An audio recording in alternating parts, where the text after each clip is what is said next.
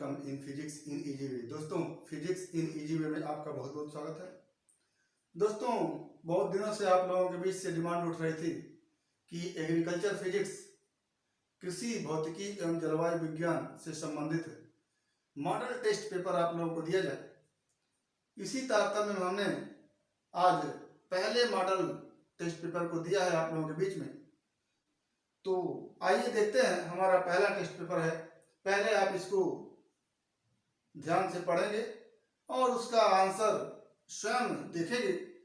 तत्पश्चात हमारे दिए गए हिंट के माध्यम से अपने नॉलेज का आकलन आप करेंगे। तो देखिए, हमारा ये पहला टेस्ट पेपर है।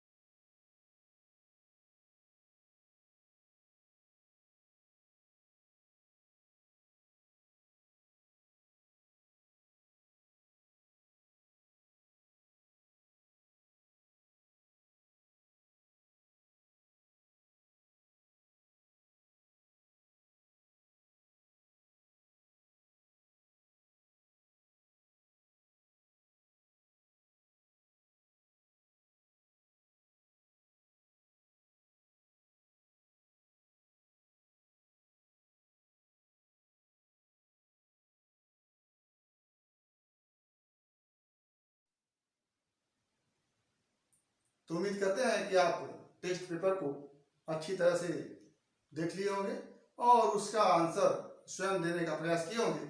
आइए हम एक एक क्वेश्चन को लेकर के उसके संबंध में अपना हिंट देते हैं और उस हिंट के माध्यम से आप अपने आंसर को चेक करेंगे। तो पहला क्वेश्चन हम लोगों के बीच में है, जो बहुविकल्पी है और बहुविकल्पी प्रत्येक क्वेश्चन 1 नंबर के हैं।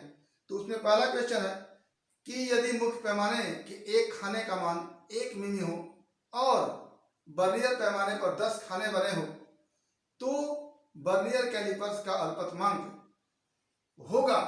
आपके पास 4 ऑप्शन है। पहला ऑप्शन है 0.1 मिमी, दूसरा ऑप्शन है 0.1 सेमी, तीसरा ऑप्शन है 0.01 सेमी और चौथा ऑप्शन है 1 मिमी। तो हम वर्नियर कैलिपर्स के अल्पतमांक से संबंधित फॉर्मूले को जानते हैं कि वर्नियर कैलिपर्स का अल्पतमांक बराबर मुख्य पैमाने के एक खाने का मान बटा वर्नियर पैमाने पर बने खानों की संख्या। तो अल्पतमांक इक्वल टू जानते हैं हम, अल्पतमांक बराबर मुख्य पैमाने के एक खाने का मान जो 1 मिमी है और वर्नियर पैमाने पर बने खानों की संख्या 10 है। तो इसको आप हल करेंगे तो 0.1 मिमी आंसर बन के आएगा। तो ये हमारा ऑप्शन में पहला आंसर है। तो यहां पर पहला ऑप्शन सही होगा। ये हमारा पहला क्वेश्चन था। दूसरे क्वेश्चन को हम देखते हैं कि निम्नलिखित में से कौन सी भौतिक राशि सदिश है। पहला ऑप्शन है वेग, दूसरा ऑप्शन है दूरी, तीसरा ऑप्शन है विस्थापन और चौथा ऑप्शन है ए एवं सी दोनों। तो यहां पर ऐसे क्वेश्चनों में, बहुविकल्पी क्वेश्चन में हम चारों ऑप्शन को सावधानी पूर्वक पढ़ते हैं। जैसे इसी क्वेश्चन में पहला ऑप्शन भी सदिश है और तीसरा ऑप्शन यानी ऑप्शन ए भी सदिश है और ऑप्शन सी भी सदिश है। अगर आप पूरे ऑप्शन को नहीं पढ़ते हैं, पहले ऑप्शन को देख करके कह देते हैं कि वेग सदिश राशि है और ऑप्शन ए सही है, तो आपका आंसर यहाँ गलत होता है। आप ए में वेग को देख रहे हैं और सी में विस्थापन को देख रहे हैं। तो ए और सी दोनों सदिश राशि है, यानी चौथा ऑप्शन ए और सी दोनों सही है। तो आप चौथे ऑप्शन पर सही का निशान लगाएंगे। तो इस तरह से आप बहुविकल्पी क्वेश्चन में सारे ऑप्शन को पढ़ने का प्रयास करेंगे। तीसरा सवाल आपका है कि टीवें सेकेंड में किसी वस्तु द्वारा तय की गई दूरी के लिए समीकरण क्या होता है? तो एक तो समीकरण होता है t सेकंड में चली गई दूरी के लिए और दूसरा समीकरण होता है tवें सेकंड में चली गई दूरी के लिए। तो इसमें आप कंफ्यूज मत होइएगा। t सेकंड में चली गई दूरी के लिए समीकरण होता है s बराबर ut plus half A T square और tवें सेकंड में चली गई दूरी के लिए समीकरण होता है S T equal to you plus half A two T minus one. टीवें सेकंड का मतलब होता है 10वें सेकंड में, 11वें सेकंड में, 9वें सेकंड में, 8वें सेकंड में। तो ये हमारा टीवें सेकंड में दूरी का मतलब होता है कि किसी एक फिक्स सेकंड में चली गई दूरी को हम लिखते हैं s T equal to you plus half A two T minus one. तो इसमें आंसर हमारा सही है बी ऑप्शन सही है। तो इसको हम देखेंगे। पहले का डी है कि 1 न्यूटन बराबर होता है कितने डाइन की। तो आप न्यूटन को देखते हैं बल का मात्रक है एमकेएस पद्धति में और डाइन बल का मात्रक है सीजीएस पद्धति में। तो अगर हम न्यूटन को डाइन में बदलना चाहें तो 1 न्यूटन बराबर हम यहां पर मात्रक या फिर कह लें डायमेंशन का उपयोग करेंगे। तो डायमेंशनल फॉर्मूला होता है M L T minus two, यानी द्रव्यमान के पावर 1 है, दूरी के पावर 1 है और समय के पावर -2 है। और अगर एमकेएस पद्धति में हम द्रव्यमान को लेते केजी लेंगे, केजी, और ये लेंगे मीटर और ये लेंगे सेकेंड पे -2। अब इसको हम सीजीएस पद्धति में बदलेंगे। ये न्यूटन एमकेएस पद्धति में, सीजीएस पद्धति में बदलेंगे तो केजी को 1000 ग्राम लिख देंगे और मीटर को 100 सेंटीमीटर लिख देंगे और ये सेकंड अपनी जगह ही बना रहेगा। तो 1000 और 100 का गुणा करेंगे तो हो जाता है 10⁵ और ये हो जाता है ग्राम सेंटीमीटर सेकंड पे -2। ये हमारा बन के आता है 10⁵ ग्राम सेमी सेकेंड पे -2 और ये हो जाता है 10⁵ डाइन। तो 1 न्यूटन में 10⁵ डाइन होता है। तो इसमें ऑप्शन सी सही है। अगला क्वेश्चन हमारा है कि सेल्सियस तथा केल्विन पैमाने में संबंध क्या होता है। तो सेल्सियस और केल्विन पैमाने में संबंध को हम बता चुके हैं आप लोगों के बीच में। जो सेल्सियस पैमाना होता है उसमें अगर 273 जोड़ देते हैं तो केल्विन के बराबर हो जाता है, यानी केल्विन के तब मिलेगा जब सी में 273 जोड़ देंगे। यानी यदि सेंटीग्रेड पैमाने पर कोई टेम्परेचर दिया हुआ है उसमें अगर हम 273 जोड़ देते हैं तो वो केल्विन पैमाने पर टेम्परेचर बन के आ जाता है। तो ये ऑप्शन हमारा सी सही है। तो ये हमारे ऑब्जेक्टिव 5 क्वेश्चन है जिनके आंसर हमने दिया। आगे हमारा खंड ख है जिसमें निश्चित उत्तरीय क्वेश्चन दिए गए हैं। प्रत्येक क्वेश्चन 1-1 नंबर के होते हैं। निश्चित उत्तरीय का मतलब एक फिक्स, एक शब्द में एक तरह से आंसर हम इसको कह सकते हैं। तो इसमें पहला क्वेश्चन जो हमारे पास है वह है कि व्यक्ति एवं समतल दर्पण से बने उसके प्रतिबिंब के बीच की दूरी 10 मीटर है। व्यक्ति है और किसी समतल दर्पण के सामने खड़ा है और उसके प्रतिबिंब की दूरी 10 सेंटीमीटर है व्यक्ति से। यदि व्यक्ति 5 सेंटीमीटर दर्पण की तरफ चला जाता है तो प्रतिबिंब की व्यक्ति से दूरी कितनी हो जाएगी। यानी यदि प्रतिबिंब की, ये हमारा दर्पण है और इसके सामने ये अगर व्यक्ति खड़ा है और इसके प्रतिबिंब की दूरी 5 मीटर और दर्पण से प्रतिबिंब की दूरी भी 5 मीटर होगी, क्योंकि प्रतिबिंब की दूरी उतनी ही होती है दर्पण से जितनी की वस्तु की दूरी होती है। तो यदि व्यक्ति दर्पण से 5 सेंटीमीटर पर खड़ा होगा तो उसका प्रतिबिंब भी दर्पण से 5 मीटर पे होगा। ऐसी स्थिति में व्यक्ति और उसके प्रतिबिंब के बीच की दूरी 10 मीटर होगी। यही आपके सवाल में है कि व्यक्ति एवं समतल दर्पण द्वारा बने हुए प्रतिबिंब के बीच की दूरी 10 मीटर है। अर्थात इसका मतलब हुआ कि दर्पण से व्यक्ति की दूरी 5 मीटर और दर्पण से प्रतिबिंब की दूरी 5 मीटर। अब ये व्यक्ति अगर 5 मीटर चल के दर्पण की तरफ आता है तो इसका आशय यह है कि ये दर्पण के संपर्क में हो जाता है, तो इसका प्रतिबिंब किया हो जाएगा दर्पण के संपर्क में हो जाएगा। इसका मतलब यह है कि प्रतिबिंब और वस्तु के बीच की दूरी क्या हो जाएगी, 0 हो जाएगी। यानी जब दर्पण एवं व्यक्ति के बीच की दूरी, अगर ये व्यक्ति 5 मीटर चलकर दर्पण की तरफ आ जाता है, यानी दर्पण के पास पहुंच जाता है, तो प्रतिबिंब भी दर्पण के पास हो जाएगा, यानी व्यक्ति और प्रतिबिंब के बीच की दूरी क्या हो जाएगी, 0 हो जाएगी। तो ये हमारा निश्चित उत्तरीय क्वेश्चन में पहला क्वेश्चन रहा। दूसरा क्वेश्चन हमारे पास है कि यदि सतह एवं वस्तु के बीच घर्षण गुणांक 0.5, तो 10 केजी वस्तु की गतिशीलता के लिए न्यूनतम कितना बल आरोपित करना पड़ेगा। तो आप घर्षण संबंधी चैप्टर में पढ़े हैं, यदि घर्षण गुणांक म्यू होता है तो वस्तु की गतिशीलता के लिए कम से कम म्यू इंटू mg बल आरोपित करना पड़ता है। तो यहाँ पर म्यू का मान 0.5 है, m का मान 10 kg है और g का मान हम मानते थे 9.8 जो होता है, और यहाँ से मिलकर के आता हमारा कि 5 गुणे 9.8 और ये हो जाता 49 न्यूटन। तो कम से कम 49 न्यूटन का बल लगाना पड़ेगा, या इससे ज्यादा बल लगाएंगे तब वस्तु गतिशील होगी, इससे कम बल लगाएंगे तो वस्तु गतिशील नहीं होगी। तो कम से कम 49 न्यूटन का बल हमको लगाना पड़ेगा इसकी गतिशीलता के लिए। तो ये हमारा निश्चित उत्तरीय क्वेश्चन में दूसरा क्वेश्चन था।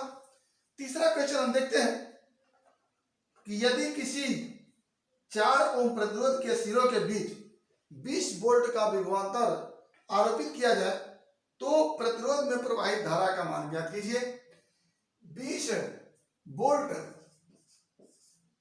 का विभवांतर आरोपित किया जा रहा है और जो रेजिस्टेंस है वो क्या है, 4 ओम है, रेजिस्टेंस 4 ओम है। तो धारा का मान निकालने के लिए हम जानते हैं ओम के नियमानुसार V = I × R होता है। R हमारे पास है, V हमारे पास है, तो I का मान निकल सकता है। यहां से लिखेंगे 20 = I × 4 और क्या हो जाता है, I = 20/4 यानी 5 एम्पियर। ये हमारा आंसर बन के आता है तीसरे क्वेश्चन का।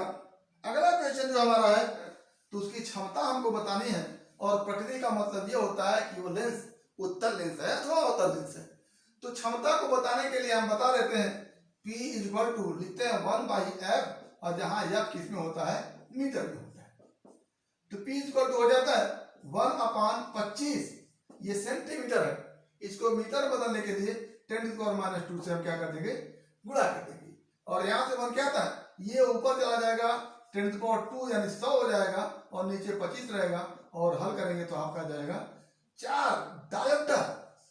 डायोप्टर होता है क्षमता का मात्रक, लेंस की क्षमता का मात्रक डायोप्टर होता है, यानी 4D लेंस की क्षमता हो जाएगी। और आप जानते हैं कि प्रकृति का आशय होता है कि लेंस उत्तल है अथवा अवतल है, तो हम जानते हैं कि जिस लेंस की फोकस दूरी पॉजिटिव होती है, धनात्मक होती है, वो लेंस उत्तल लेंस होता है, और जिस लेंस की फोकस दूरी नेगेटिव होती है, ऋणात्मक होती है, वो लेंस होता है अवतल लेंस। तो यहाँ पर लेंस की क्षमता 4 डायोप्टर और लेंस की प्रकृति क्या हो जाती है, उत्तल लेंस होगी। तो ये हमारा आंसर हो गया। अगला क्वेश्चन हम लेकर के आए हैं, उस क्वेश्चन को हम देखते हैं कि ऊष्माधारिता एवं विशिष्ट ऊष्मा में संबंध क्या होता है। ऊष्माधारिता एवं विशिष्ट ऊष्मा में संबंध, तो विशिष्ट ऊष्मा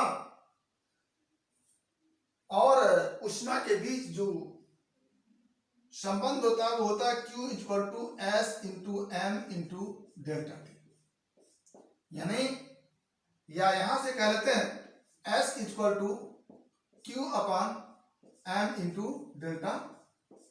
ये इसका अर्थ यह है कि एकांक द्रव्यमान की वस्तु के ताप को एकांक डिग्री सेंटीग्रेड बढ़ाने के लिए जितनी ऊष्मा की आवश्यकता होती है उसी को हम उस वस्तु की विशिष्ट ऊष्मा कहते हैं। तो इसको हम लिखते हैं S = Q/M × ΔT। ये तो हो गया विशिष्ट ऊष्मा।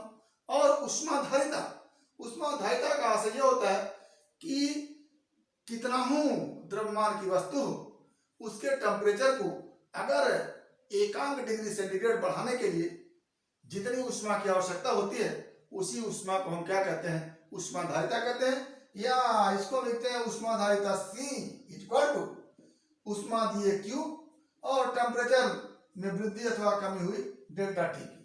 यानी डेल्टा T टेम्परेचर में वृद्धि के लिए Q उष्मा चाहिए, तो एकांक टेम्परेचर में वृद्धि के लिए Q अपान डेल्टा T कर लेते हैं। तो ये हो गई उष्माधारिता C equal to Q upon delta T, और ये हो गई विशिष्ट उष्मा S equal to Q into M into delta T।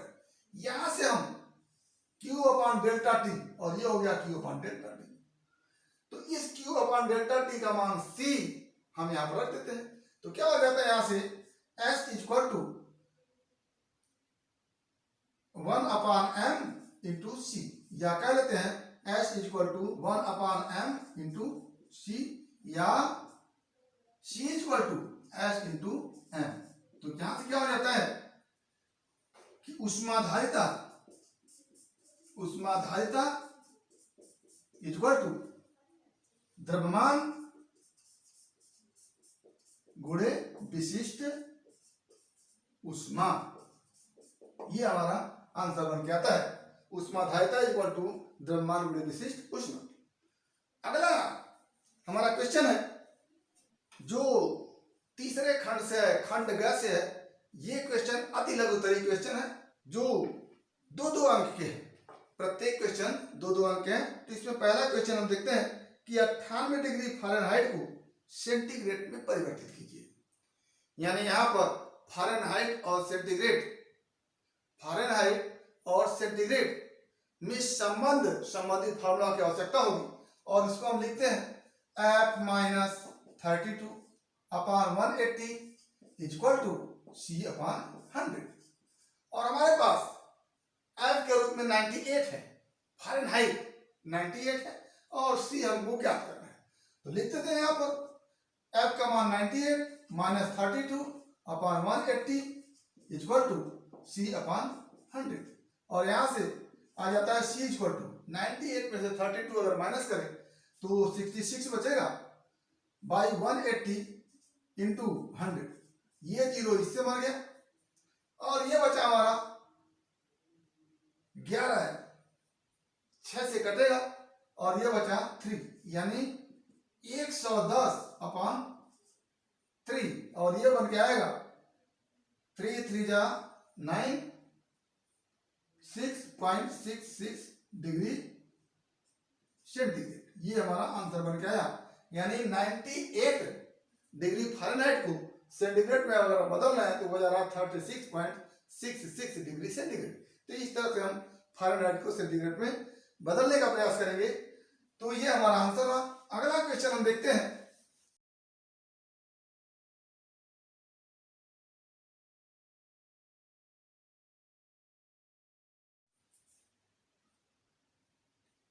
कि 25 सेंटीमीटर फोकस दूरी वाले लेंस के सामने 50 सेंटीमीटर की दूरी पर कोई वस्तु रखी है, तो उस वस्तु के प्रतिबिंब की स्थिति एवं प्रकृति ज्ञात कीजिए। तो इसको आप 2 तरह से कर सकते हैं। पहला तो एक रिजल्ट के रूप में आपको याद करना होता है कि फोकस दूरी से दुगुनी दूरी पर, यानी 2f दूरी पर, फोकस दूरी से दोगुनी दूरी पर यानी 2f दूरी पर यदि कोई वस्तु रखी जाती है तो उसका प्रतिबिंब भी 2f दूरी पर बनता है, और लेंस के पीछे बनता है। यानी लेंस के सामने हमेशा वस्तु रखी जाती है, और ये कितनी दूरी पर, 2f दूरी पर ये वस्तु है, तो इसका प्रतिबिंब जो बनता है लेंस के पीछे बनता है 2f दूरी पर ही बनता है, 2f दूरी पर बनता है, उल्टा बनता है, और जितना बड़ा वस्तु है उतना ही बड़ा बनता है और वास्तविक बनता है। ये रिजल्ट के रूप में जब विभिन्न स्थितियों में रखे हुए वस्तु के प्रतिबिंब की स्थिति एवं प्रकृति के विषय में हम अध्ययन करेंगे तो हम एक निष्कर्ष के रूप में रखते हैं कि 2f दूरी पर रखी हुई वस्तु का प्रतिबिंब 2f दूरी पर बनता है, उल्टा बनता है, वस्तु के बराबर बनता है और वास्तविक बनता है। तो अगर फोकस दूरी 25 है और वस्तु 50 सेंटीमीटर की दूरी पर रखा है, यानी u बराबर क्या हो गया 50 सेंटीमीटर, और 50 को आप लिख सकते हैं 2 गुणे 25 सेंटीमीटर, और 2 गुणे 25 का मतलब 2f दूरी। तो यहां पर वस्तु 2f दूरी पर रखी हुई है, तो उसका प्रतिबिंब 2f दूरी पर यानी 50 सेंटीमीटर पर वस्तु रखी है तो 50 सेंटीमीटर पर ही प्रतिबिंब बनेगा, उल्टा बनेगा और वस्तु के बराबर बनेगा और वास्तविक बनेगा। ये निष्कर्ष आप याद रखेंगे। तो इससे ऐसे कर सकते हैं, या आप फार्मूला लगाकर कर सकते हैं कि 1/f equal to 1/v minus 1/u। इसमें हम u का मान रखेंगे, f का मान रखेंगे, तो यहाँ पर 1/25 इक्वल टू 1/v जो हमको ज्ञात करना है, माइनस 1/u की जगह 50 और ये बन के आता है 1/25 equal to 1/v minus plus 1/50। ये 1/50 को हम इधर लाते हैं, क्या हो जाता है 1/25 माइनस 1/50 इक्वल टू 1/v।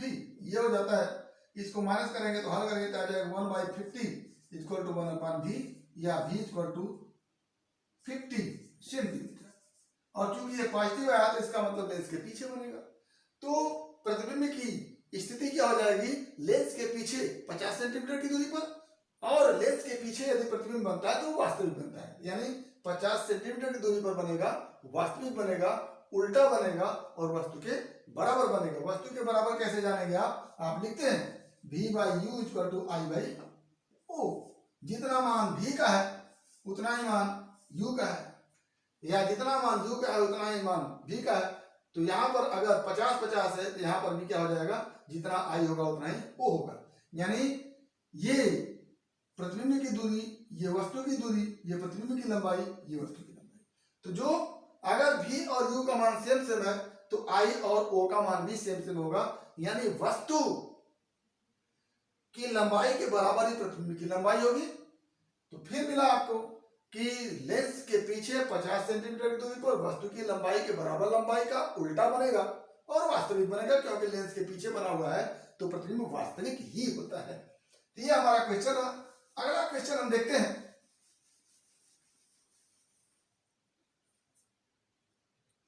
कि शीत प्रदेशों में जल की पाइप या पानी की पाइप फट क्यों जाती है। तो यह अवस्था परिवर्तन संबंधित क्वेश्चन है। शीत प्रदेशों में जब वातावरण का टेम्परेचर गिरता है, टेम्परेचर गिरते गिरते यदि 4 डिग्री सेंटीग्रेड पर होता है तो उस समय जल का घनत्व सबसे अधिक होता है, और अगर टेम्परेचर 4 डिग्री सेंटीग्रेड से भी नीचे होता है तो ऐसी स्थिति में जल का घनत्व कम होने लगता है, आयतन उसका बढ़ने लगता है।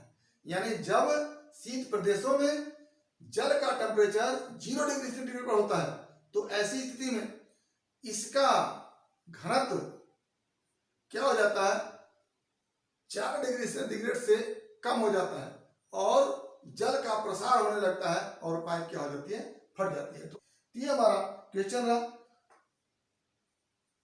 और अगला क्वेश्चन हमारा है कि ऊष्मीय उत्सर्जन से संबंधित स्टीफन का नियम क्या होता है। तो स्टीफन का नियम उत्सर्जन क्षमता से संबंधित होता है। उसमें होता है कि एकांक किसी वस्तु के सरफेस से एकांक क्षेत्रफल द्वारा एकांक समय में उत्सर्जित ऊष्मीय विकिरण की मात्रा उस वस्तु के परमताप के चतुर्थघात के अनुक्रमानुपाती होता है। एक बार फिर स्टीफन का नियम, किसी वस्तु के सतह के एकांक क्षेत्रफल से एकांक समय में उत्सर्जित ऊष्मीय विकिरण की मात्रा उसके परमताप के चतुर्थघात के अनुक्रमानुपाती होता है। ये स्टीफन का नियम है। इसको आप मैथ के रूप में लिखते हैं E अनुक्रमानुपाती T⁴। यहाँ E क्या है, यहाँ E जो है वो है Q अपान M इंटू क्यू अपान ए इंटू टी, क्यू अपान ए इंटू टी। तो ये ई जो होता है वो वस्तु के परमताप के चतुर्घात के अनुक्रमानुपाती होता है, और इसी को आप लिखते हैं ई बराबर sigma into T to power 4। ये सिग्मा जो होता है वो स्टीफन कांस्टेंट होता है। तो इस तरह से स्टीफन का नियम है कि किसी वस्तु के सतह के एकांक क्षेत्रफल से एकांक समय में उत्सर्जित ऊष्मीय विकिरण की मात्रा उसके परम ताप के चतुर्थ के अनुक्रमानुपाती होता है, अर्थात ई अनुक्रमानुपाती टी टू द पावर 4 या ई बराबर sigma into T to the power 4। ये हमारा क्वेश्चन है। अब हमारा अगले खंड से क्वेश्चन है जो लघुत्तरी है। लघुत्तरी प्रत्येक क्वेश्चन 4 अंक है, जिसमें पहला क्वेश्चन है कि दो बल्ब 20 वाट एवं 50 वाट के हैं, इनको श्रेणी क्रम में तथा समांतर क्रम में दोनों विधियों में जोड़ा जाता है। तो किस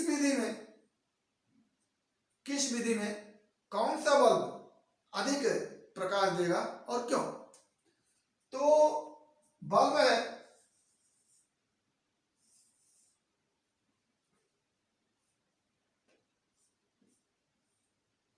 ये इस तरह से जुड़ा हुआ, ये तो हो गया ये श्रेणी क्रम में जुड़ा हुआ है।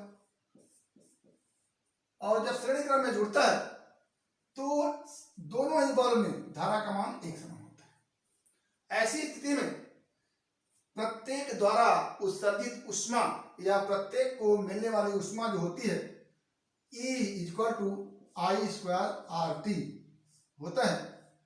यानी I दोनों के लिए सेम होता है, इसमें जितनी धारा बहती है उतनी धारा इसमें भी बहती है, तो I दोनों के लिए सेम होता है, और जिसका रेजिस्टेंस ज्यादा होता है वो ज्यादा प्रकाश देता है।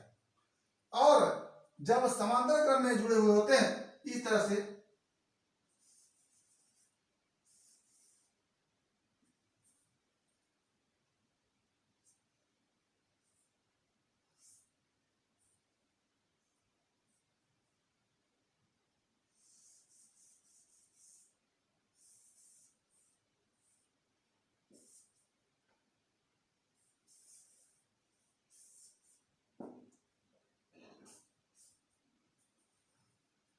जब समांतर क्रम में जुड़े होते हैं तो दोनों में धारा का मान अलग अलग होता है।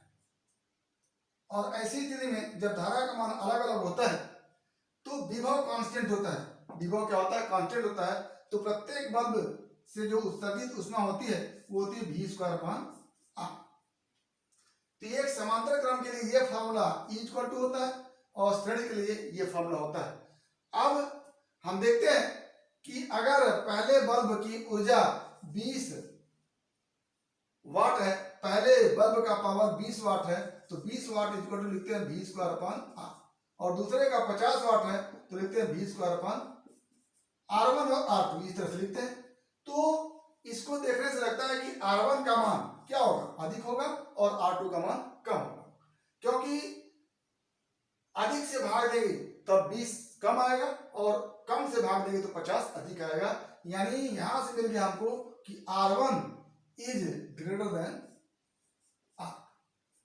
अब अगर सीरीज में जोड़ते हैं तो R1 का मान ज्यादा है, इसलिए पहला बल्ब ज्यादा प्रकाश देगा, और R2 का मान कम है इसलिए दूसरा बल्ब कम प्रकाश देगा। ये इस फार्मूले से। अब इस फार्मूले में आए तो E1 equal to V square upon R1 और E2 equal to V square upon R। तो R1 का मान क्या है? ज्यादा है। तो समांतर क्रम में जोड़ने पर पहला बल्ब जिसका प्रतिरोध ज्यादा है वो कम प्रकाश देगा क्योंकि E1 का मान कम हो जाएगा, और दूसरा बल्ब जिसका प्रतिरोध कम है वो अधिक प्रकाश देगा क्योंकि E2 का मान अधिक होगा। तो क्या हो गया कि श्रेणी क्रम में जोड़ने पर पहला बल्ब ज्यादा प्रकाश देगा और समांतर क्रम में जोड़ने पर दूसरा बल्ब ज्यादा प्रकाश देगा। तो इस तरह से आप इसको समझेंगे और देख कर करेंगे। अगला जो हमारा क्वेश्चन है वो है कि ओम के नियम को लिखते हुए VI ग्राफ खींचकर इसकी प्रवणता क्या दिखाती है बताइए। ओम के नियम को हमको लिखना है, V और I के बीच ग्राफ भी खींचना है, और ग्राफ खींच करके बताना है कि इस ग्राफ की प्रवणता किस बात को दर्शाती है।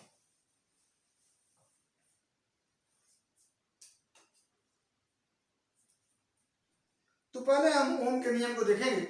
ओम के नियम में यह बताया जाता है कि यदि किसी प्रतिरोध की भौतिक अवस्था में परिवर्तन न किया जाए तो उसमें प्रवाहित धारा का मान उसके सिरों के बीच आरोपित विभवांतर के अनुक्रमानुपाती होता है।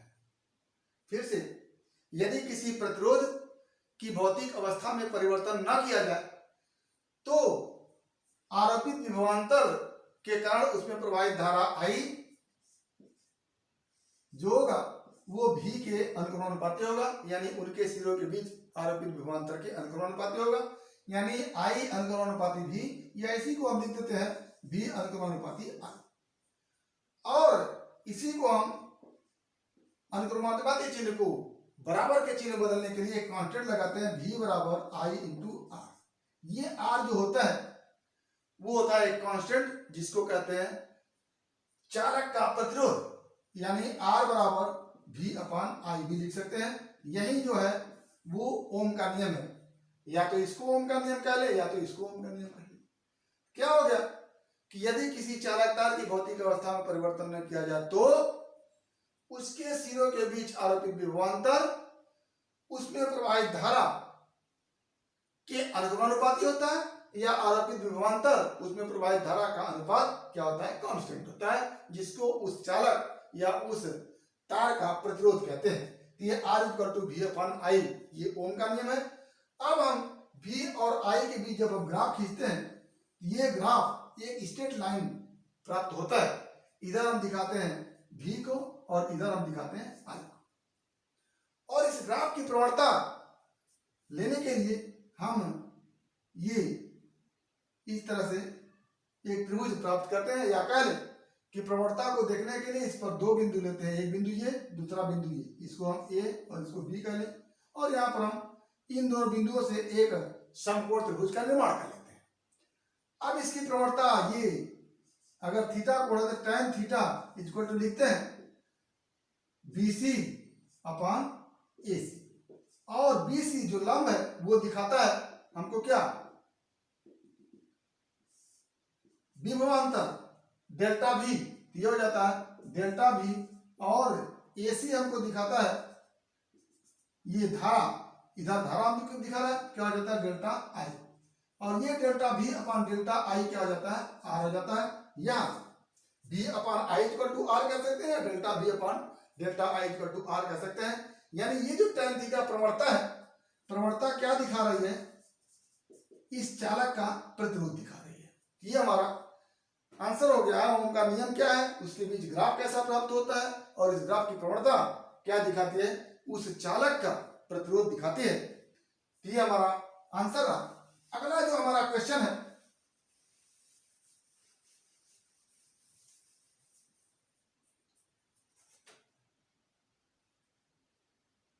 अगला क्वेश्चन है कि प्रतिरोधों के श्रेणी क्रम संयोजन में समतुल्य प्रतिरोध के लिए व्यंजक स्थापित कीजिए। और 4 ओम के 3 प्रतिरोध श्रेणी क्रम में जुड़े हुए हैं, तो समतुल्य प्रतिरोध का मान ज्ञात कीजिए। तो आपको यह दिखाना है श्रेणी क्रम संयोजन में कि R equal to R1 plus R2 plus R3 dot dot dot R, इस तरह से। तो प्रतिरोधकों के श्रेणी क्रम संयोजन में इस समतुल्य प्रतिरोध के लिए फॉर्मूला आपको डिराइव करना है, जिसको आप करेंगे। और आगे सवाल में दिया है कि 4 ओम के 3 प्रतिरोध हैं, तो उनका समतुल्य प्रतिरोध क्या होगा यदि वो श्रेणी क्रम में जुड़े हुए। तो इस फार्मूला पर लिख लेंगे R इक्वल टू 4 पहला विचार, दूसरा विचार और तीसरा विचार, क्या हो जाता है 12 ओम, ये समतुल्य प्रतिरोध हो जाता है। तो इस तरह से आप इसको करेंगे। तो पहले आप प्रतिरोधकों के श्रेणी क्रम संयोजन में समतुल्य प्रतिरोध के लिए जो फार्मूला होता है उसको डिराइव करेंगे, जो आपको बताया गया है।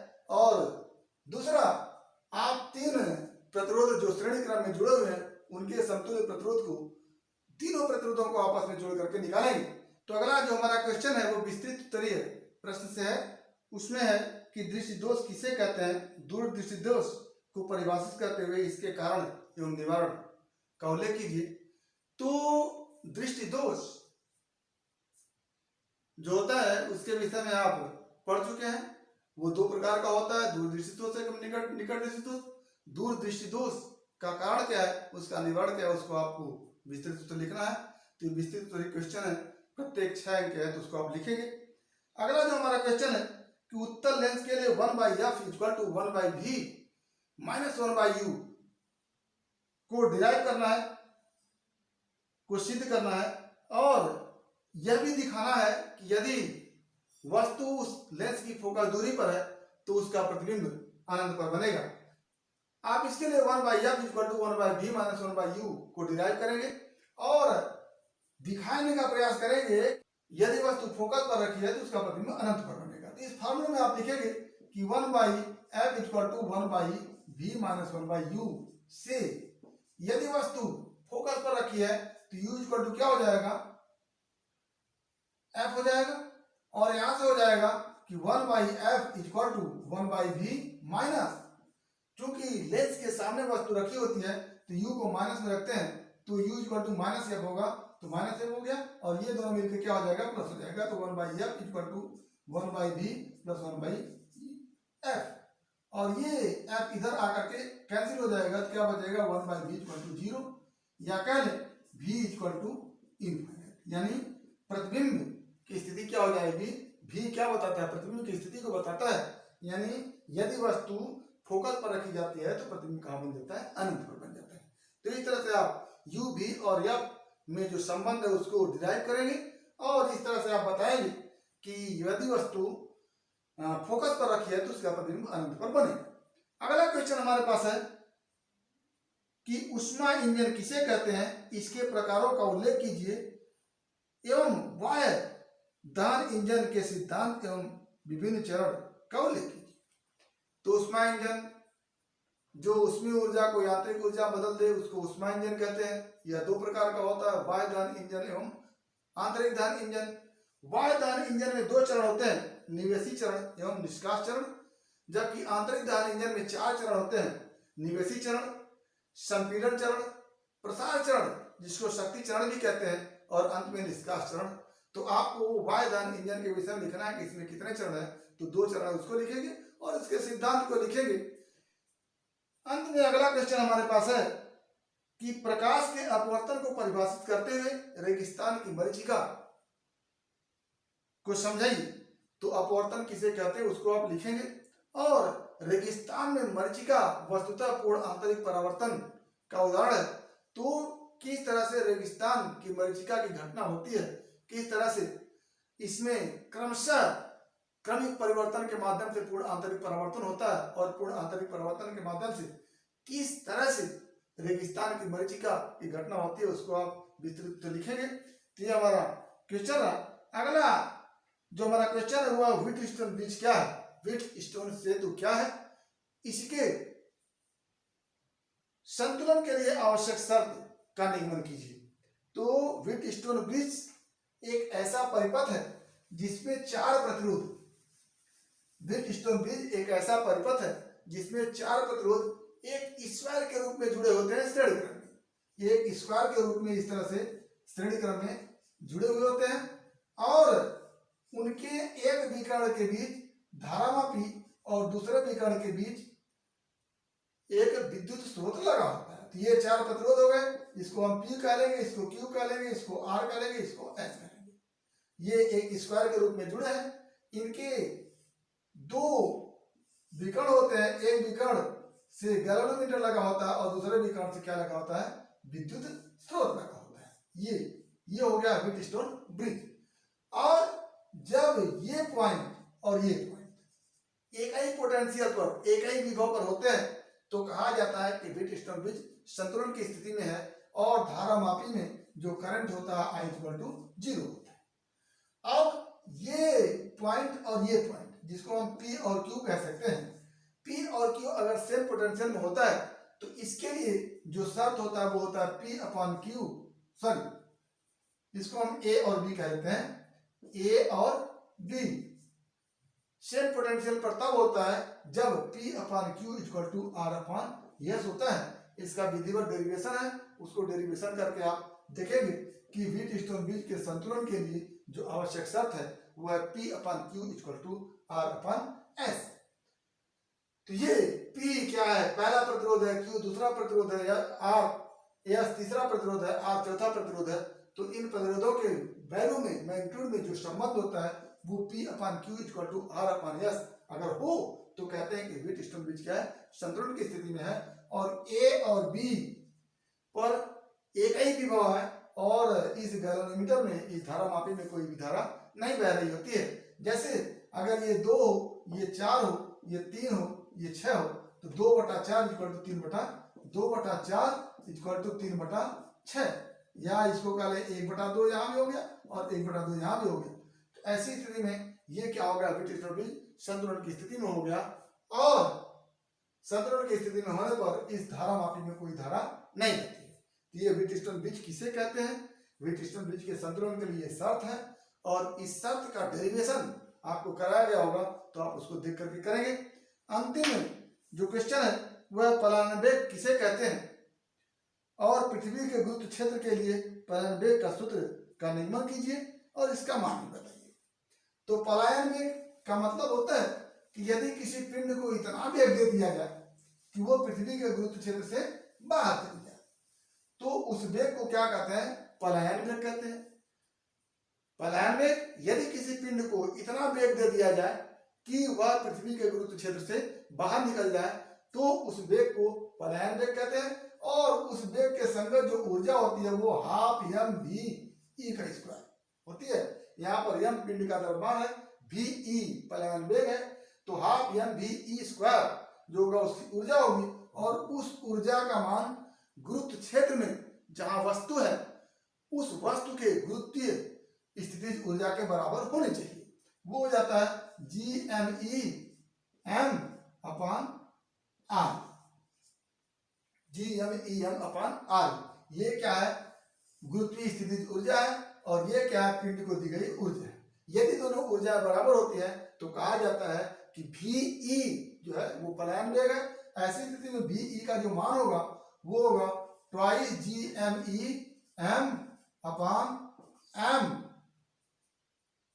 अंडर और ये कैंसिल हो जाता है, क्या हो जाता है, VE = 2 GME ये सॉरी R भी रहेगा यहाँ पर RE अंडर रूट में और ये आपके पास बन के आता VE = कहीं से आप इसको सिद्ध करेंगे GME = GRE² भी होता है तो हो जाएगा 2 GRE² और ये हो जाता है 2 GRE अंडर रूट में। तो इसमें G और RE का मान रख करके आप जब हल करेंगे तो ये आ जाता है 11.2 किलोमीटर प्रति सेकंड। तो ये आज का हमारा पहला टेस्ट रहा और हमने हिंदी के माध्यम से आपको प्रयास किया है कि कुछ लाभ दे सकें और मुझे उम्मीद है कि आप इस टेस्ट से निश्चित रूप से लाभ उठाएंगे। तो आज बस इतना ही। अगला टेस्ट हमारा आगे के वीडियो क्लिप में पुनः मिलेगा। तो उम्मीद करते हैं कि आपको अच्छी तरह समझ में आया होगा। अगर इसमें किसी प्रकार की समस्या होगी तो आप हमारे YouTube चैनल के कमेंट बॉक्स में कमेंट करके अपनी समस्या का समाधान करेंगे। और यदि वीडियो क्लिप पसंद आया तो प्लीज़ लाइक करेंगे, शेयर करेंगे, साथ ही हमारे YouTube चैनल को सब्सक्राइब करेंगे ताकि इस तरह के वीडियो क्लिप का नोटिफिकेशन आपको मिलता रहे और आपके फिजिक्स की मुकम्मल तैयारी होती रहे। तो आज बस इतना ही। एक बार फिर आपके भविष्य के लिए बेस्ट ऑफ लक। धन्यवाद।